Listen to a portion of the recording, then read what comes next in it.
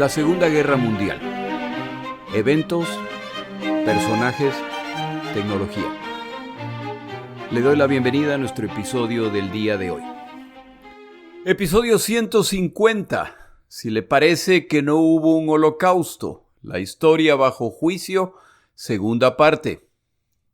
Muchas gracias a mis oyentes por su paciencia tras estas 4 semanas sin episodios. Fueron unas semanas de mucho trabajo y también de compromisos sociales que no me permitieron avanzar con la escritura de los episodios.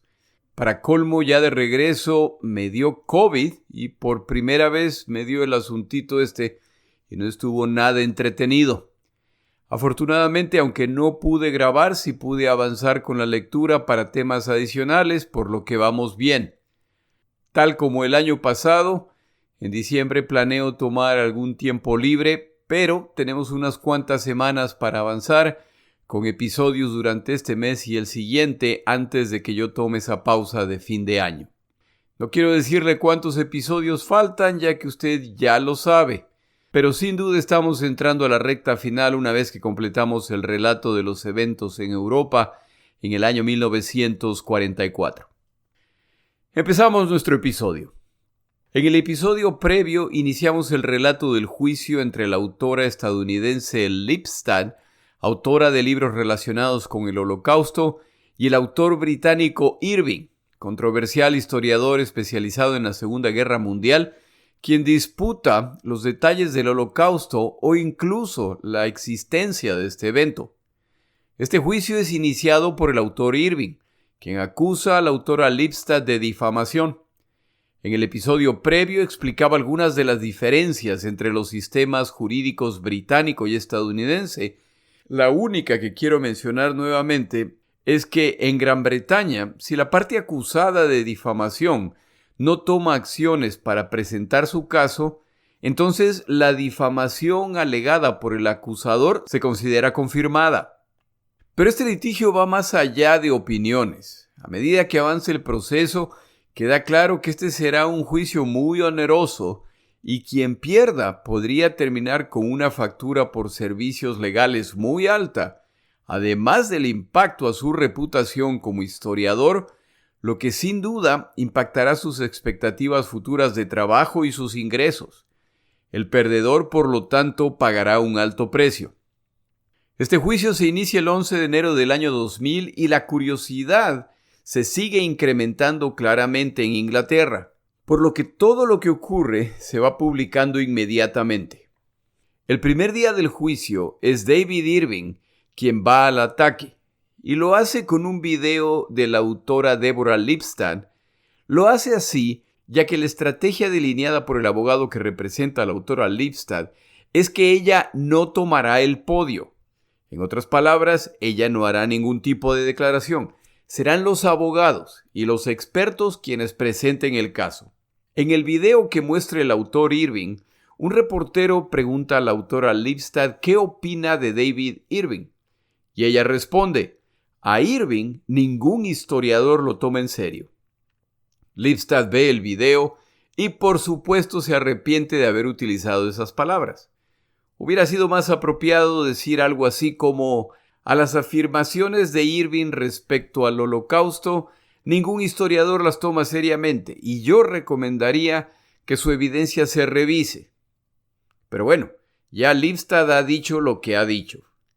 El temor que ella siente es que esta declaración, combinada con la decisión de que ella no testificará, podría crear una imagen de que le teme a Irving y que para colmo oculta algo. El video en todo caso no parece tener mayor impacto en el juez Gray, que declara que ellos están ahí para ver los méritos de lo afirmado por Lipstadt respecto al trabajo de Irving en el libro, no fuera de este. El juez Gray intenta definir términos y le pide a Irving que defina en sus palabras el Holocausto. David Irving empieza por decir que es un término demasiado general que muchos utilizan para cubrir múltiples temas en ocasiones y en otras entran en temas muy específicos para acosar a autores como él. David Irving sigue refiriéndose a ellos, sin aclarar quiénes son ellos. El juez cambia de ruta. pregunta a Irving si él cree que había un plan sistemático para exterminar a los judíos. Irving responde que no había un plan. Esas masacres ocurrieron, pero esto fue hecho por oficiales de bajo rango sin el conocimiento de Hitler. El juez Gray pregunta a Irving si él acepta o niega categóricamente la existencia de cámaras de gas en Auschwitz o en otros campos de concentración.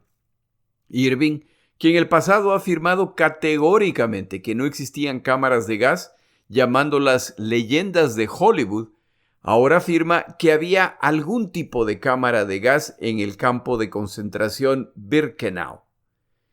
Lipstadt se sorprende de que Irving haya dicho eso, pero Irving pronto añade que los asesinatos no fueron sistemáticos, ya que esto requiere una aprobación superior y esa no existe de parte de Hitler. Irving está haciendo referencia a algo que mencioné en el episodio previo. Hasta la actualidad no se ha encontrado un solo documento relacionado con el Holocausto que cuente con la firma de Adolfo Hitler.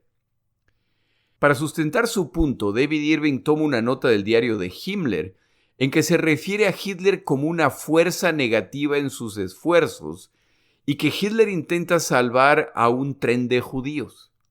Una vez más, Irving promete que el equipo de Lipstadt será incapaz de probar una sola discrepancia en sus afirmaciones. Termina ahí la mañana y en la tarde el autor Irving y el juez Gray pasan a otros temas. Y esta vez es Hitler. Irving declara que él ha hecho mucho por mencionar los crímenes de Hitler y menciona unos cuantos. Ninguno de los crímenes mencionados es contra judíos.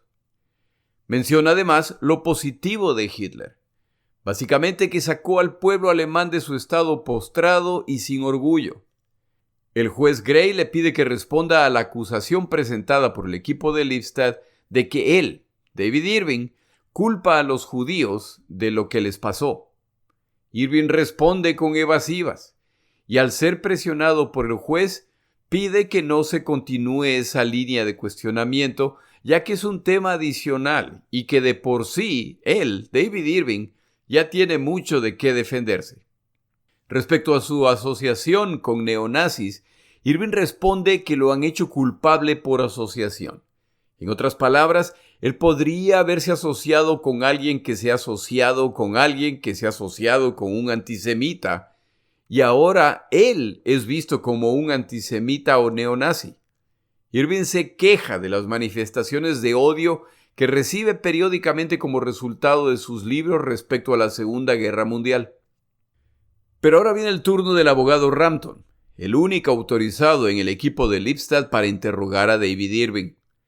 Rampton cita una conferencia de Irving en Canadá en 1991.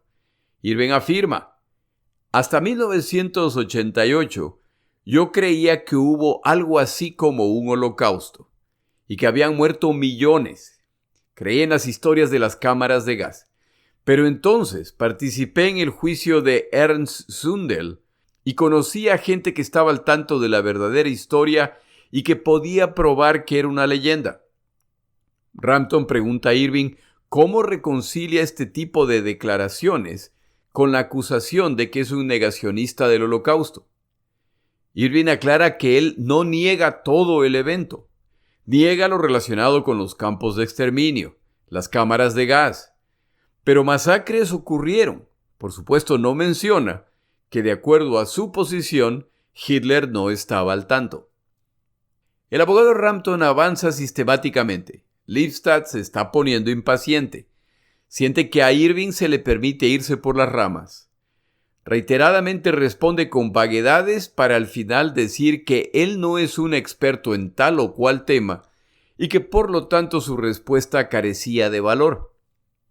Rampton hace referencia a reportes periódicos que le llegaban a Hitler de parte de los Einsatzgruppen, los comandos asesinos de las SS. ¿Cómo es posible que Irving declare que Hitler no los conocía? No hay duda de que Hitler había visto estos reportes, entre los que abiertamente declaran haber matado más de 350,000 judíos hasta diciembre de 1942. Los reportes estaban escritos en la letra grande que exigía Hitler a fin de no tener que utilizar lentes, y además estos reportes están estampados con algo que declara leído por el Führer. Irving responde que si Hitler efectivamente recibió los reportes, seguramente no les prestó atención, ya que ese reporte es de los días en que está ocurriendo la batalla de Stalingrado. La teoría de Irving es que Himmler metió el documento en un grupo de documentos para luego afirmar que Hitler los había visto. Para cuando concluye su afirmación, el mismo Irving pide al juez que ignore lo que acaba de decir, ya que es pura elucubración. Esto abre la puerta a Rampton. Señor Irving, no estamos aquí para probar lo que pasó, sino para determinar qué haría un historiador respetable con la evidencia que nos ha quedado. ¿A qué conclusiones es razonable llegar? Rampton describe los pasos que se necesitaron para que el documento llegara ante Hitler y para que terminara con esa estampa que afirma que el reporte ha sido leído por Hitler. Lo que hace absurda la afirmación de que el Holocausto fueron actos aislados de oficiales de mediano rango en el campo.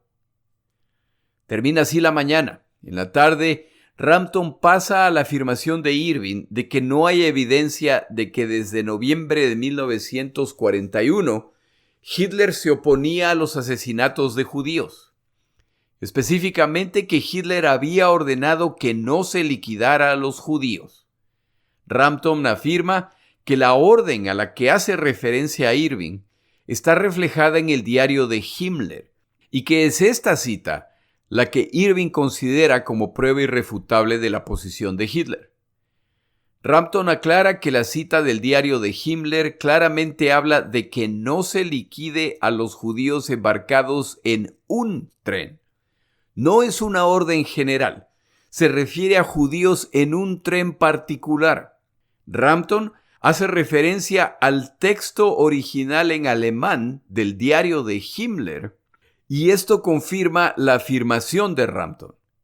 Irving declara que cuando escribió eso cometió un error tonto al cambiar una letra en alemán, lo que cambió el sentido de no liquidar a esos judíos a no liquidar a los judíos. Note la diferencia. La primera afirmación hace referencia a un grupo particular. La segunda tiene el sentido de una orden general. Irving declara que es un error no intencional que además ocurrió hace más de 30 años. Rampton está en desacuerdo.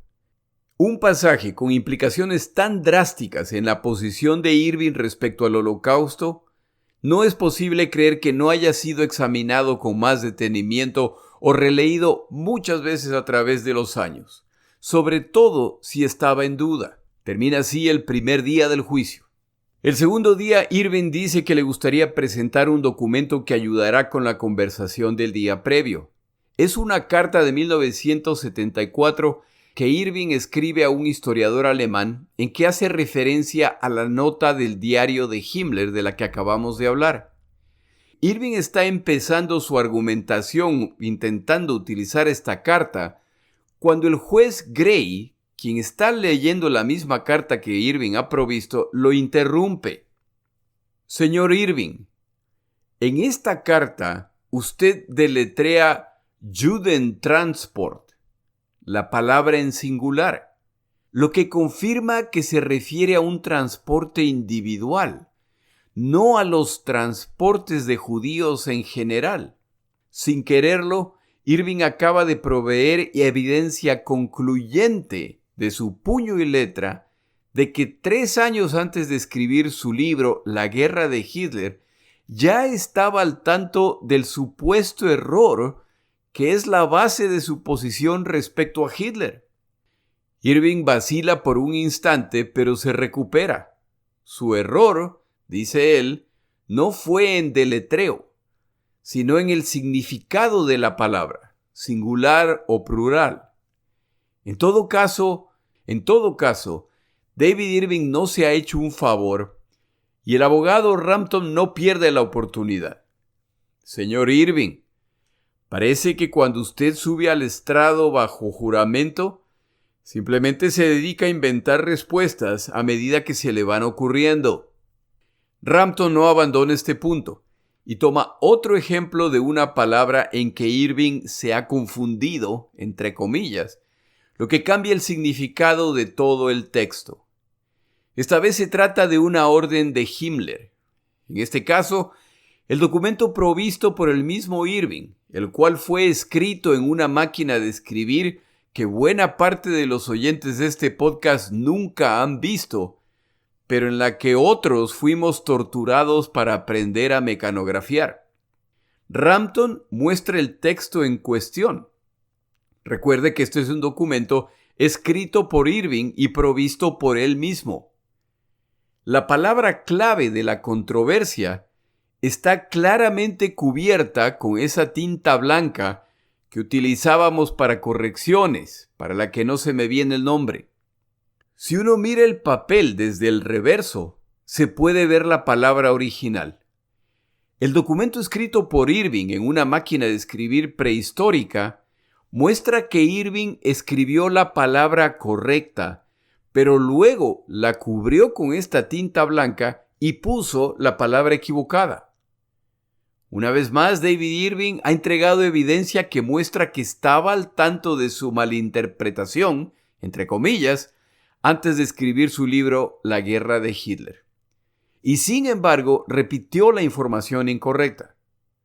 Una vez más, David Irving no se ha hecho un favor y Rampton afirma nuevamente que estos no son errores.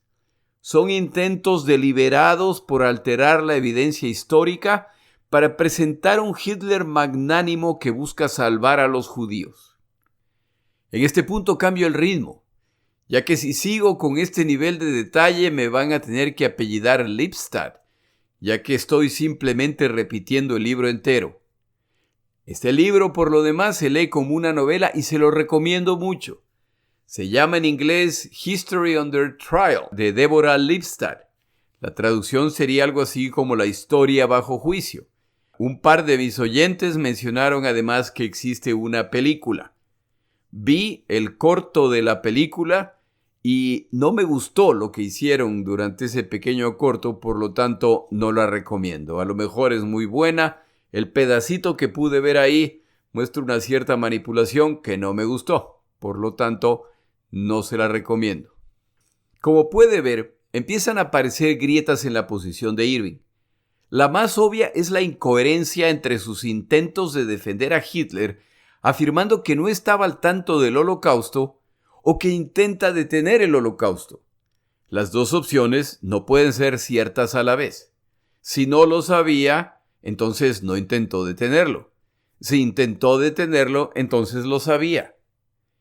A medida que regresan a las declaraciones textuales de Irving, escritas o grabadas, siguen apareciendo verdades a medias o citas parciales de textos existentes que consistentemente muestran a Hitler positivamente y libre de culpabilidad.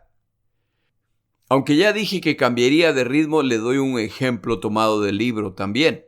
En 1945 se crea un reporte con las conversaciones que los británicos han grabado de los generales alemanes capturados, quienes no saben que están siendo grabados. Irving hace referencia a un general alemán que en estas grabaciones afirma que en cierto momento llegó una orden de Hitler que decía: las ejecuciones masivas de este estilo no deberán ocurrir en el futuro. Cuando el equipo de Lipstadt revisa el texto original, la frase completa es: las ejecuciones masivas de este estilo no deberán ocurrir en el futuro. Deben realizarse más discretamente. La segunda parte de la frase se le ha olvidado convenientemente a Irving. Rampton frontalmente acusa a Irving de deshonestidad. A continuación, algunos de los puntos cubiertos durante el juicio. Irving intenta mantener la posición de que Hitler no estaba al tanto y que lo ocurrido en el frente este, principalmente en Polonia y en la Unión Soviética, fue el resultado de comandantes locales. Nada fue organizado desde Berlín.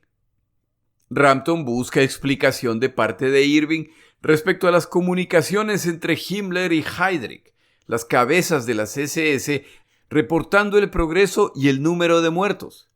Sobre Himmler y Heydrich solo queda Hitler. ¿No apuntan estas comunicaciones a un esfuerzo sistemático al nivel más alto? Irving responde con evasivas y la autora Lipstadt está frustrada. Parece que vez tras vez se le permite a Irving salirse por la tangente. En cierto momento regresan al reporte mencionado previamente de parte de las SS Einsatzgruppen, en que se habla de más de 350.000 judíos ejecutados. Irving responde que esos judíos fueron ejecutados no por ser judíos, sino por ser partisanos. Rampton encuentra el reporte y observa que el reporte habla de la ejecución de 14.000 cómplices partisanos y de 363.000 judíos. Si los judíos eran partisanos, ¿por qué listarlos por separado de los 14.000 mencionados como partisanos? La intención de esta separación solo puede significar que había interés particular en el número de civiles judíos ejecutados, al margen de si son combatientes o no. Irving se ve forzado a conceder esa posibilidad. Irving insiste en que Hitler no estaba al tanto de lo ocurrido, a pesar del documento mencionado. Esta vez es el juez Gray quien interviene para preguntar ¿cómo es posible que Irving crea eso? Irving repite que en el momento en que se emite este documento estaba ocurriendo Stalingrado. El juez responde que si Hitler no prestó atención a un documento que habla de la ejecución de más de 300.000 civiles a manos de su ejército, eso apunta más a que esto se consideraba normal, a que no prestó atención a información tan relevante que se le ha presentado. Cubren el tema de los campos de concentración, como campos de exterminio, no de trabajo. La diferencia entre campos es que si es de exterminio, eso quiere decir que los que llegan son eliminados a través de cámaras de gas a la brevedad posible. Si son campos de trabajo, aquellos capaces de trabajar se les asignan tareas de trabajo, no son exterminados.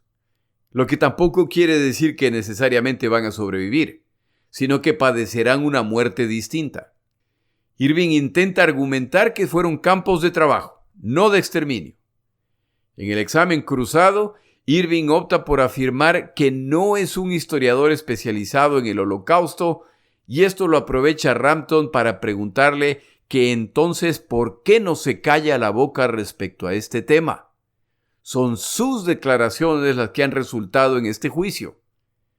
Irving intenta una vez más eludir el tema, pero sus declaraciones se encuentran en documentos, por lo que inevitablemente se lo dirige o intenta dirigir hacia la evidencia.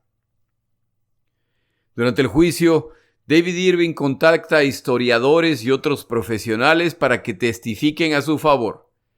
Cuando estos se niegan, Irving los obliga a través de órdenes judiciales y por supuesto sus testimonios no necesariamente refuerzan la causa de Irving.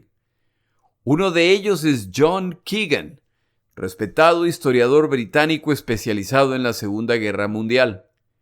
Años antes, Keegan escribió un comentario respecto al libro de Irving, La Guerra de Hitler, en que lo describía como un buen libro. Irving trata de hacer referencia a ese comentario de Keegan y Keegan debe recordarle que Irving suele citar ese comentario que él proveyó, pero lo hace excluyendo la parte en que él, Keegan, afirma que es absurdo creer que los subordinados de Hitler le ocultaron los detalles del Holocausto. Ya que Irving insiste, Keegan aclara que es perverso afirmar que Hitler no estaba al tanto. Irving entonces busca presentar a Keegan como temeroso de dar testimonio a favor de Irving por temor a la conspiración en su contra. Keegan no lo deja salirse con la suya y le aclara que él no está ahí para dar testimonio a favor de Irving. De hecho, él está ahí obligado por una orden judicial. Al final, este testigo de Irving no le ha hecho mucho favor. Al cabo de unas semanas llegan al tema de los campos de concentración. Y ahora es el equipo de Lipstadt quien tiene que mostrar evidencia de que eran campos de exterminio, no de trabajo. Se hace referencia a un reporte con el que no estoy familiarizado, llamado el reporte Leuchter. En resumen, lo que entiendo respecto a este reporte es que para matar gente a través de las cámaras de gas, la cantidad de agente venenoso requerido sería tal que muchos dentro de la cámara y fuera de ella hubieran resultado enfermos o muertos, y que quienes se expusieran a esa zona, incluso luego de que ya se ha concluido el proceso, estaban en altísimo riesgo por lo menos en un día. Lo que el reporte insinúa, por lo tanto, es que este proceso de eliminación a través de cámaras de gas no era posible. Es en este reporte en el que Irving se basa para concluir que la historia de los campos de concentración no era posible. Este reporte, sin embargo, fue más tarde desacreditado al concluir que quien hizo el cálculo ha estimado la cantidad de veneno necesaria como 10 veces mayor a la que en realidad se necesitaba al haber utilizado una metodología equivocada, lo que por supuesto altera los resultados y conclusiones. Irving insiste en que estas no eran cámaras de exterminio. Rampton pregunta, ¿por qué entonces hay residuos de veneno en la cantidad que sea? Irving responde que esas cámaras se utilizaban para fumigar objetos o cadáveres. Esta vez a la inevitable reacción de Rampton se suma la del juez, quien pregunta, me disculpo si la pregunta es cruda, pero ¿por qué es necesario fumigar un cadáver? Irving reacciona con irritación. Los cadáveres debían ser fumigados ya que estaban repletos de gusanos. Rampton le recuerda a Irving que estos cadáveres están a punto de ser incinerados. ¿Cuál es la necesidad de fumigar un cadáver que está a punto de ser incinerado?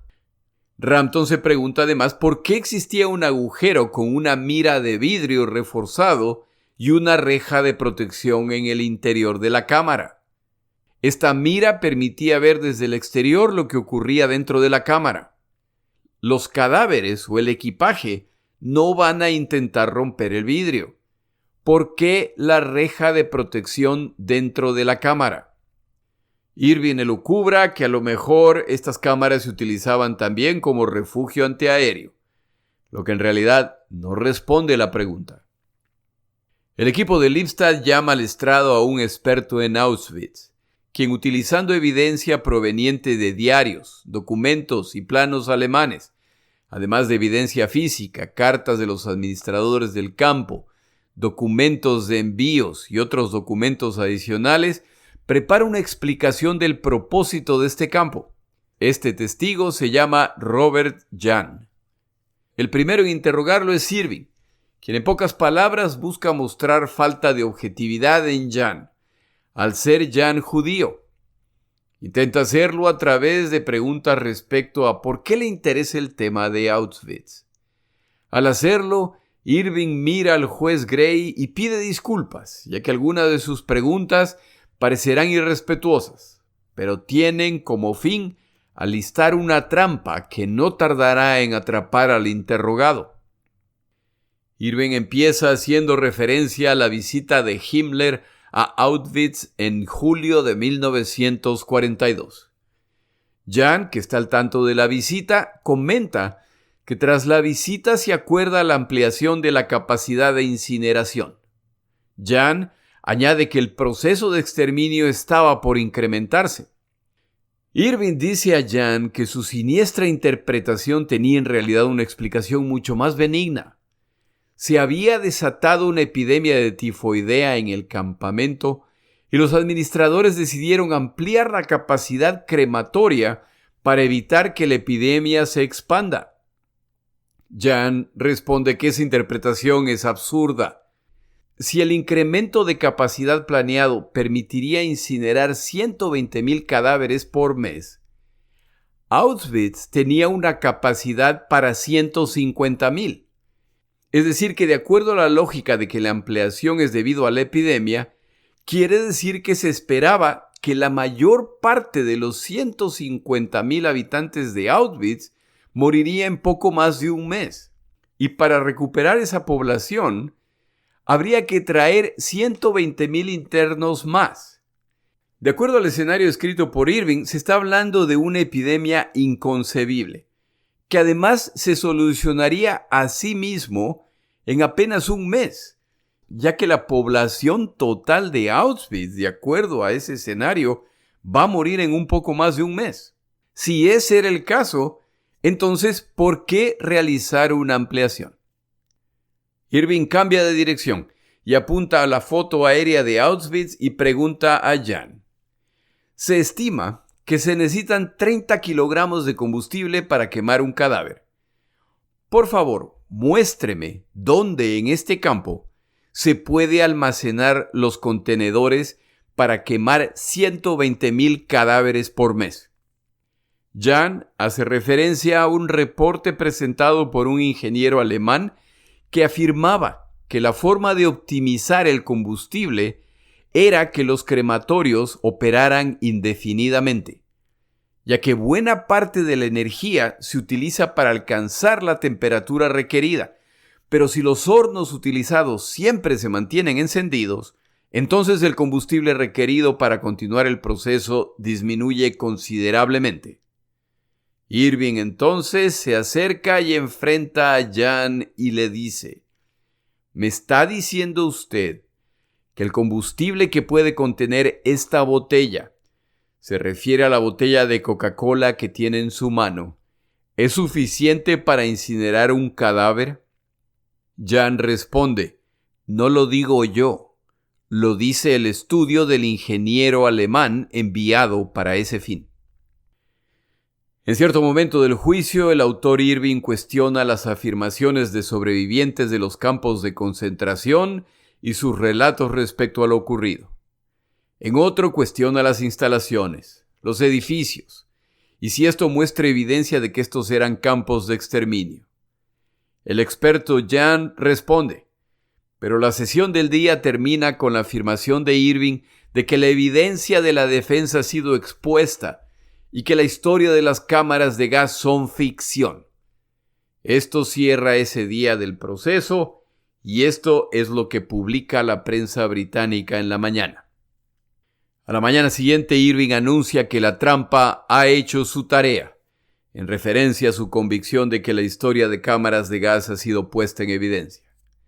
Ese día, este tema continúa y se revisa la evidencia fotográfica, los testimonios de testigos, tanto sobrevivientes como alemanes involucrados en el proceso, fotos y reportes traducidos. Como el juez Gray habla alemán, esto facilita el proceso.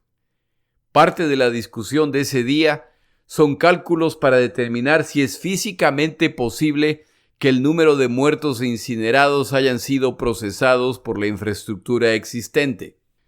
Desde el punto de vista de Irving, esto es cuestionable, y ni siquiera eran centros de exterminio. El proceso de disputar lo afirmado por Irving incluye modelos generados en computadora presentados por el experto Jan. Uno de los puntos discutidos durante el juicio es la posición de Hitler respecto a los judíos, y el autor Irving intenta crear un paralelismo con la de los aliados, a quienes acusa de tener su propia campaña de exterminio contra Alemania a través de los bombardeos. Discuten en particular el bombardeo de Dresde, el cual en su momento mencionaremos en otro episodio. A medida que avanza el juicio, llegan al tema de los asesinatos de judíos, los cuales Irving afirma estuvieron a cargo de oficiales locales sin conocimiento de Berlín y sobre todo de Hitler.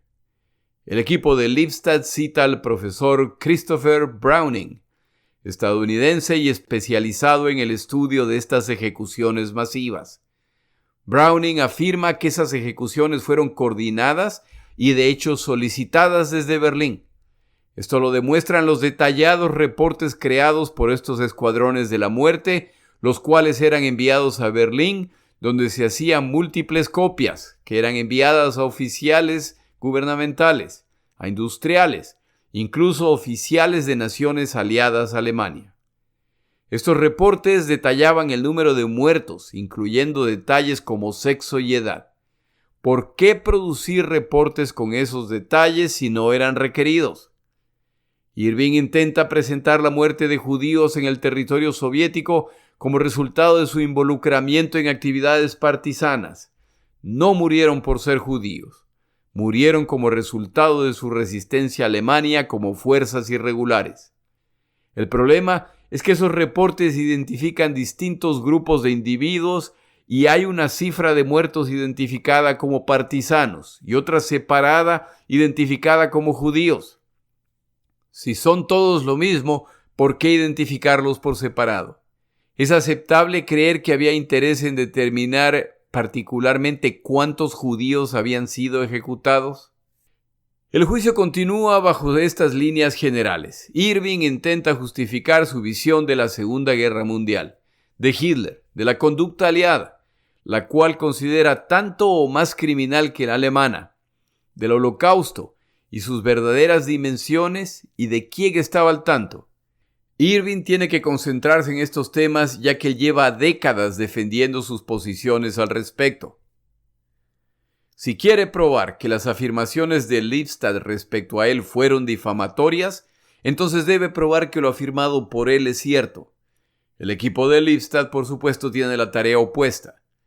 Durante el proceso, el juez Gray escucha las afirmaciones de los dos bandos y revisa la evidencia que presentan. Y así llegan a los argumentos finales.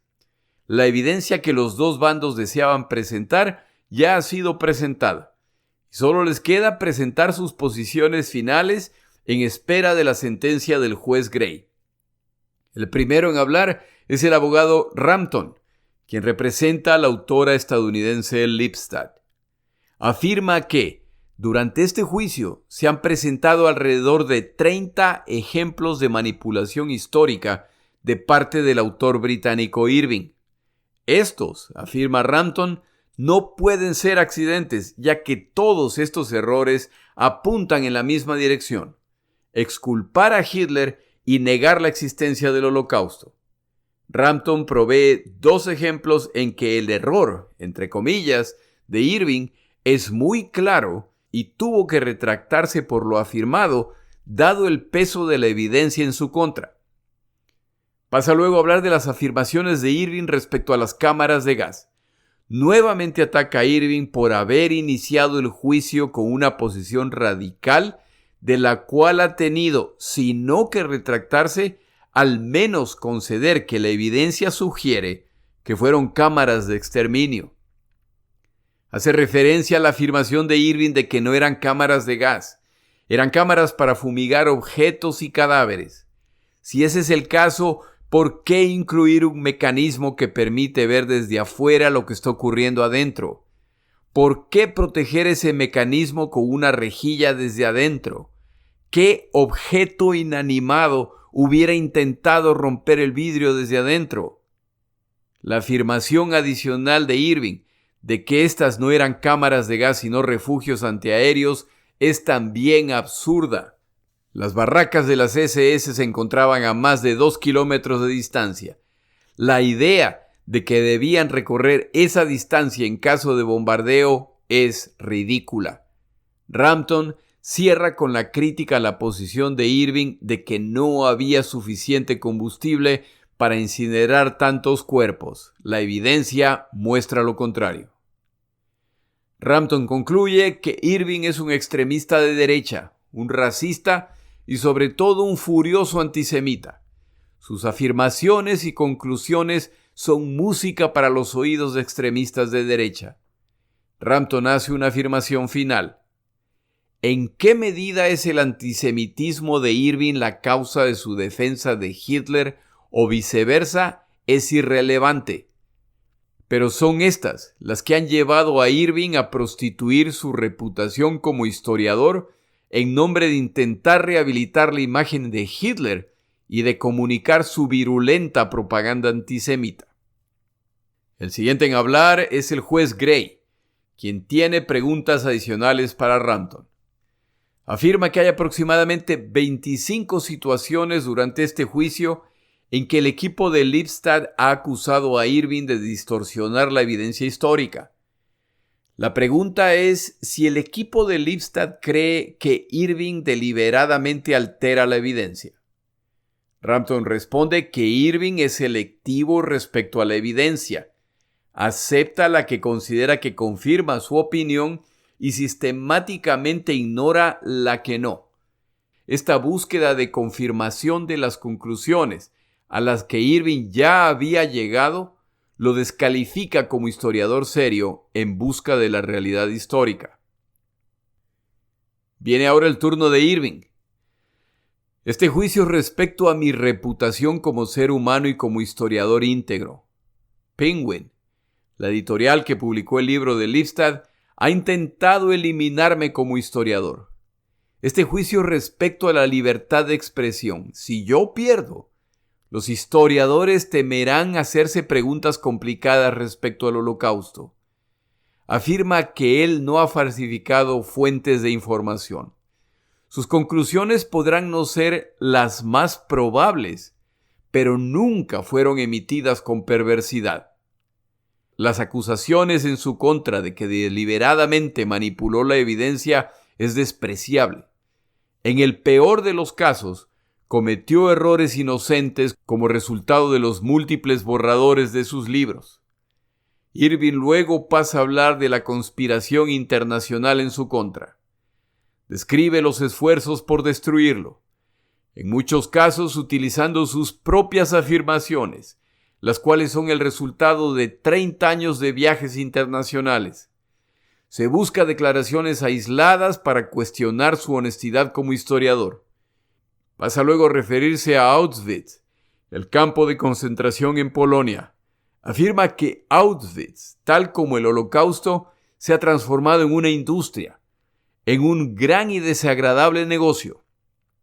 Regresa a los puntos cubiertos en el juicio respecto a la evidencia en los restos de los edificios y afirma que no hay evidencia de que fueron cámaras de gas con fines de exterminio.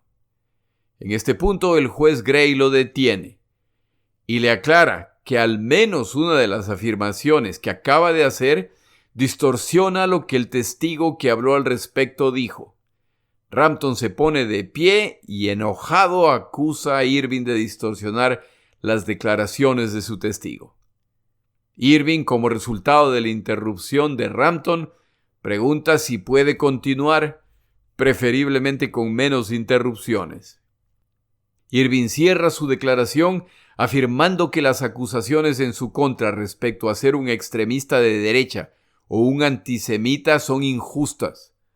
Se lo ha declarado culpable por asociación. Él no es responsable por quienes asisten a sus presentaciones y el equipo de Lipstadt busca ponerlo al mismo nivel. Es una cacería de brujas que busca desprestigiarlo. Las partes han presentado sus argumentos finales. El juicio concluirá en 2 semanas, el tiempo que necesitará el juez Gray para revisar la evidencia y dictar sentencia. La autora Lipstadt regresa a Atlanta, Georgia, a descansar. El resultado del juicio se anuncia el 11 de abril del año 2000. Por procedimiento británico, el juez comunicará su veredicto a los abogados el día previo. Es decir, que Rampton y Julius, los abogados que representan a la autora Lipstadt, sabrán el resultado ese día. Como el autor británico Irving se representó a sí mismo, él también recibirá el resultado ese día.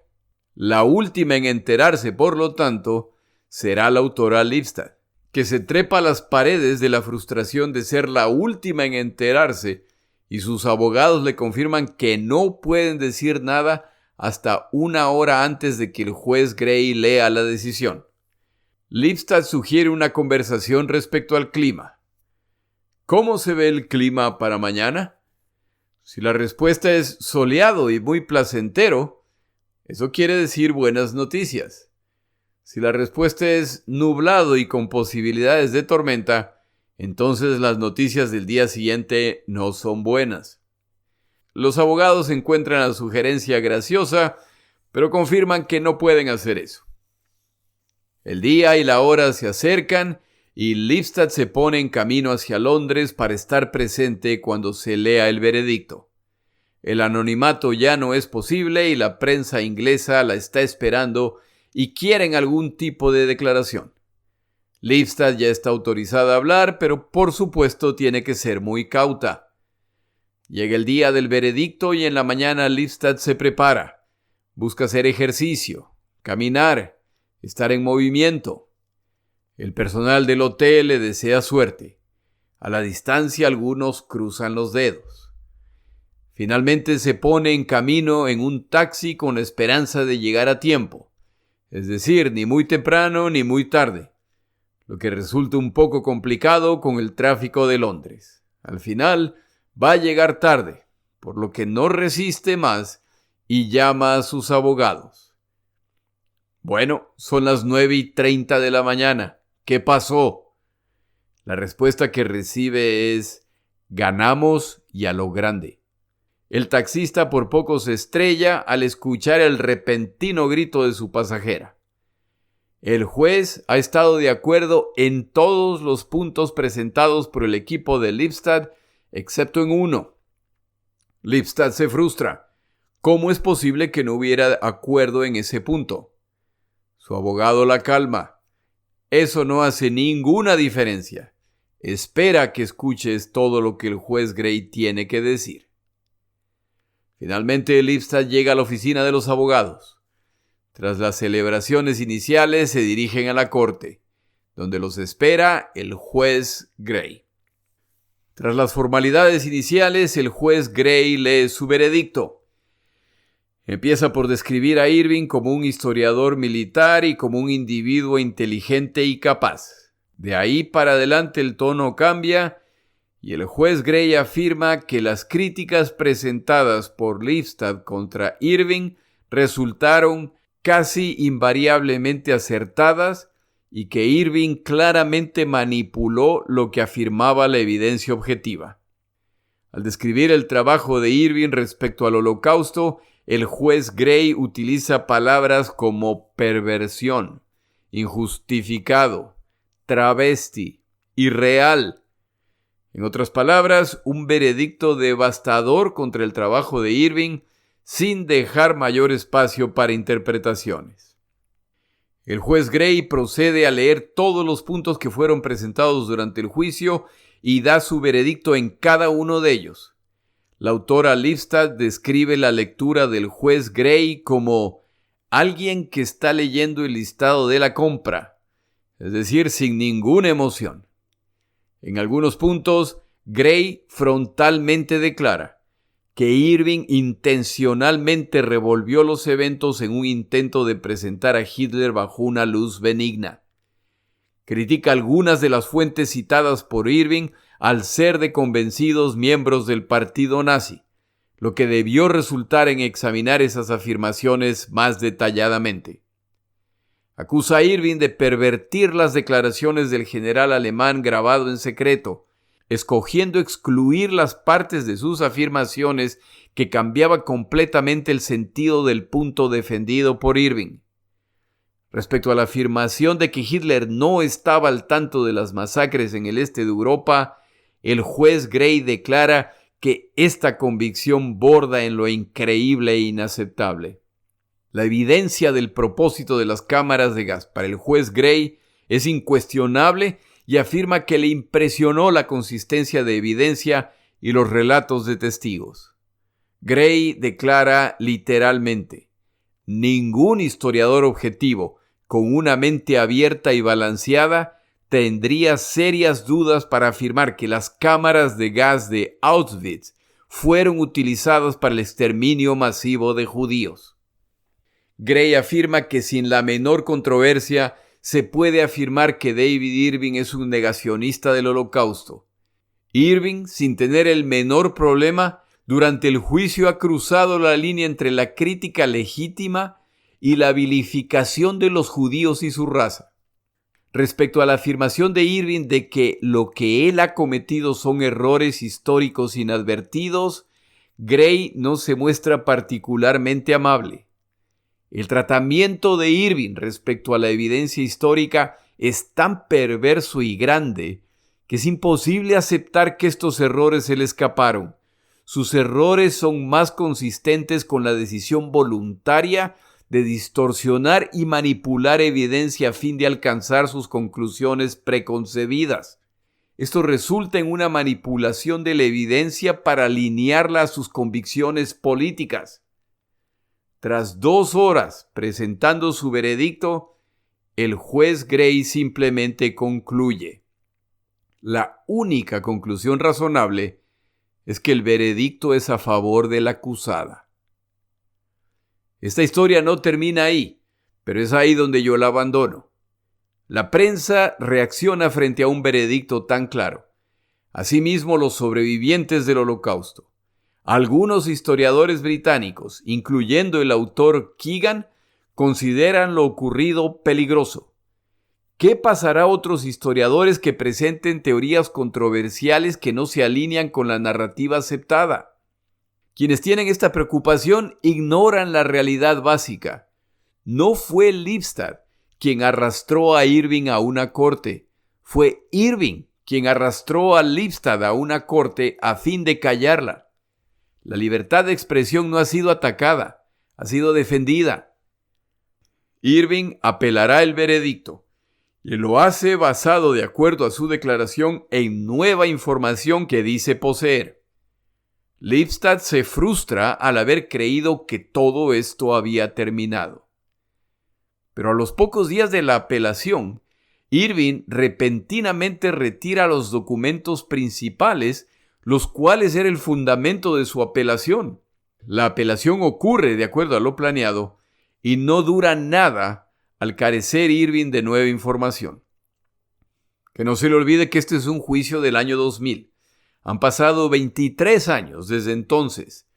David Irving 3 veces ha intentado apelar y 3 veces la evidencia presentada ha sido rechazada por superficial o insuficiente. De todos los libros existentes respecto al Holocausto, ¿por qué escoger este? Hay varias razones. La primera es que el tema de mi podcast no es el Holocausto, y este es un tema complejo que requiere un tratamiento detallado. El juicio relatado en estos episodios cubre una multitud de temas relacionados con el Holocausto y lo hace en un contexto muy específico. Este no es un debate académico en que una universidad invita a un profesor de otra universidad con una opinión distinta para una conversación de un par de horas. Este no es un debate en YouTube en que 2 individuos debaten el Holocausto y como los 2 utilizan traje y tienen tablas y fotos, entonces tienen que ser muy bien preparados. Este no fue un ejercicio en que las partes podrían traer su tabla de datos y utilizarla para mostrar su punto de vista sin la posibilidad de verificar la certeza de esos números. Este no fue ni siquiera un juicio decidido por un jurado, lo que siempre hubiera podido resultar en la incapacidad de condenar a una de las partes al no alcanzar la unanimidad o en la interpretación de que el jurado ha sido manipulado. Este fue un ejercicio frío en que las 2 partes deben demostrar la veracidad de lo que afirman y tienen alrededor de 2 años y medio para preparar su evidencia y revisar la evidencia de la parte contraria. Lo presentado es cuidadosamente revisado y cuestionado por el rival y por el juez, y el resultado final es que muchas de las objeciones respecto al Holocausto, que hasta hoy se repiten, son tratadas en este juicio, y uno de los mayores exponentes del negacionismo es incapaz de defender sus puntos ante el peso de la evidencia. Un punto final. Preparando estos episodios descubro que el autor británico Irving hace unos pocos meses estuvo en la ciudad donde yo vivo dando charlas respecto a estos temas. Esto a mí me parece magnífico, ya que en una sociedad libre No se debe reprimir a los de opiniones contrarias o polémicas. Tienen derecho a expresar su punto y si todavía hay inocentes que pagan por escuchar al señor Irving, quien sigue transformando su mensaje sin abandonar sus puntos básicos, entonces el mundo merece al señor Irving y el señor Irving se merece al mundo. La misma realidad tiene que aplicarse respecto al Holocausto. El Holocausto no es artículo de fe que no debe ser cuestionado. Yo he dado mi opinión basado en la evidencia que yo he visto. El Holocausto es innegable, pero los detalles de este evento tan complejo no pueden ser artículo de fe incuestionable. Si hay nuevos descubrimientos que requieren la revisión de los detalles del proceso, el proceso debe ser revisado. Quien hace esto no es necesariamente un antisemita. Puede ser un honesto investigador interesado en aclarar eventos. Hay países en que cuestionar el Holocausto es un crimen. Cuando se hace eso, nuevamente es la opinión de Jorge, se le hace un favor al negacionista, quien seguramente opina que la evidencia respecto al Holocausto debe ser tan débil que se criminaliza el siquiera cuestionarlo para evitar el debate, sin miedo que hable la evidencia histórica. En el siguiente episodio cubrimos los bombardeos aliados de Alemania en 1944. Mi nombre es Jorge Rodríguez. Gracias por acompañarme. Para información adicional respecto a este episodio, las notas de este podcast, que incluyen la narración de este episodio, así como acceso a resúmenes, videos, documentales y materiales adicionales gratuitos disponibles en el Internet, por favor vaya a Amazon y busque el libro La Segunda Guerra Mundial, Eventos, Personajes, Tecnología. Al comprar estas notas me ayuda y me apoya financieramente. Puede encontrar información adicional en mi página web, lasegundagm.com. Muchas gracias.